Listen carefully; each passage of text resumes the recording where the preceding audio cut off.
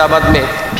Flight جو تھی وہ کریش ہوئی، پلین کریش ہوا، کتنی ساری اس میں فیملیز تھی، کسی نے سوچا بھی نہیں تھا کہ ہمارے ساتھ ایسا ہوگا۔ ممبئی سے سید جاوید علی کر کے ایک ڈاکٹر، وہ شفٹ ہونے کے لیے جا رہے تھے، پہلے تو اکیلے رہتے تھے لندن میں، لیکن فیملی کے ساتھ سوچا کہ چلو وہیں فیملی کو بھی لے جاتے ہیں اور وہیں پر ہم لوگ سیٹل ہو جائیں گے اور وہیں پر ہم لوگ رہنے لگیں گے، مگر کسے پتہ تھا کہ بس یہ ان کا آخری سفر ہوگا۔ اسی طرح ایک بندہ اپنے والد کی آخری رسومات میں آیا، 10 دن کا ویزا لے کر وہ آیا، 10 دن کے لیے آیا تھا لندن سے یہاں پر انڈیا میں، مگر اسے کیا پتا تھا کہ میں اپنے والد کی آخری رسومات میں آ رہا ہوں، میں یہاں سے نکلوں گا اور میرا ہی آخری وقت آ جائے گا۔ کسی کو اپنی زندگی کے بارے میں کچھ نہیں پتا کہ وہ کب تک جیے گا، کب تک مرے گا، کب تک جیے گا، اس کے بارے میں کسی کو کچھ نہیں پتا۔ ایک بندے کا بیان ہے، وہ تو انتقال کر گیا، لیکن اس کی ماں کا بیان ہے کہ میرا 27 سال کا بیٹا تھا، شوہر تو تھا نہیں، وہ پہلے ہی انتقال کر گیا تھا، بھروچ کا ہے وہ بندہ،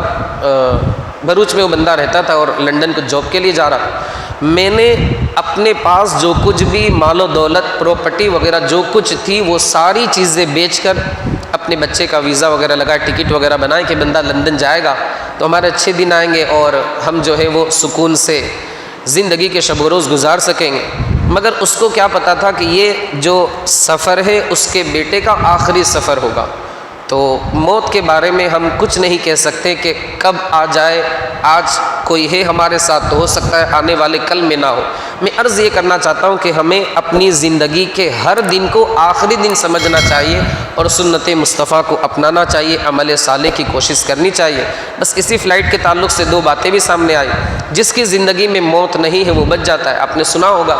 کہ ایک بندی گئی، 10 منٹ کی اس سے تاخیر ہو گئی تھی، لیکن وہ گیٹ بند ہو چکا تھا اور اسے نہیں لیا گیا۔ وہاں سے وہ روانہ ہوئی، 30 سیکنڈ فلائٹ جو ہے وہ اس نے ٹیک آف کیا،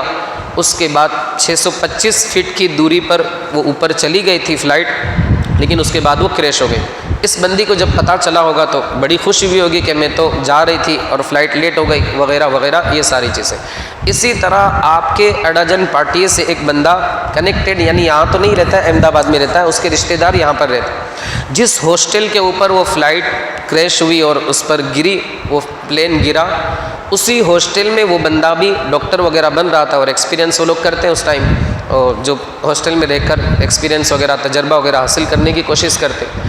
وہ بندہ اتفاق سے کہیں باہر گیا ہوا تھا، جیسے ہی وہ بندہ باہر گیا اور فلائٹ اس ہاسٹل کے اوپر آ کر گری، وہ بندہ الحمدللہ بچ گیا۔ آپ ماشاءاللہ آنجے واڑو آئے، اپنے کہہ سکتے ہیں الحمدللہ سنی ہے، اور رجن پارٹی پہ اس بندے کے رشتہ دار بھی رہتے ہیں۔ میں عرض یہ کرنا چاہتا ہوں کہ اگر انسان کی قسمت میں، زندگی میں جس وقت موت کا وقت لکھا ہے وہ موت آنی ہی آنی ہے، اور اگر موت نہیں لکھی ہے تو نہیں آئے، لیکن ہمیں یہ نہیں سمجھنا چاہیے کہ ہم ابھی بچیں، ارے ہم تو ابھی 60-70 سال جئیں گے۔ انسان کی زندگی کا کوئی بھروسہ نہیں، ہو سکتا ہے کہ یہ اس کی زندگی کا آخری دن ہو، تو ہمیں چاہیے کہ ہم اپنے عمل کا جائزہ لیں، اپنے آپ کا محاسبہ کریں، مصطفیٰ کریم کی سنتوں کو اپنائیں۔ جو بندہ مصطفیٰ کریم کی سنتوں کو اپنائے گا، کل قیامت کے دن میرے آقا مصطفیٰ کریم خود اس بندے کی شفاعت فرمائے۔ جس بندے کو مصطفیٰ کریم کی شفاعت کا شرف مل جائے، اس بندے کی عظمتوں کا کیا کہنا۔ مولا عز و جل ہمیں آپ کو اور ساری دنیا کے خوش عقیدہ مسلمانوں کو مصطفیٰ کریم کی سنتوں کو اپنانے کی توفیق رفیق عطا فرمائے۔